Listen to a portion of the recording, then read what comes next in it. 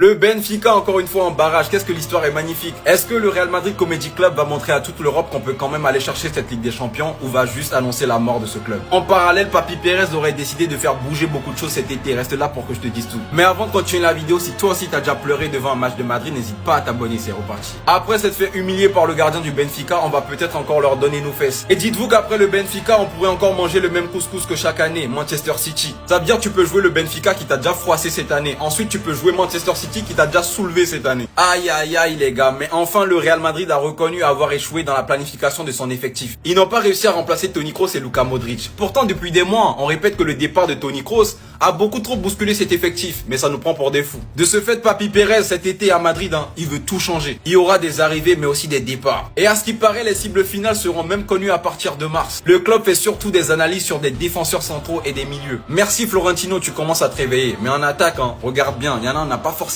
besoin d'eux. Aïe aïe aïe aïe aïe les gars, l'année dernière c'était la même chose. Soit on va relancer toute la hype, soit on va se faire afficher devant toute l'Europe. Bref, on verra bien comment ça va se passer. Sinon c'était votre gars Silas pour un nouveau banger.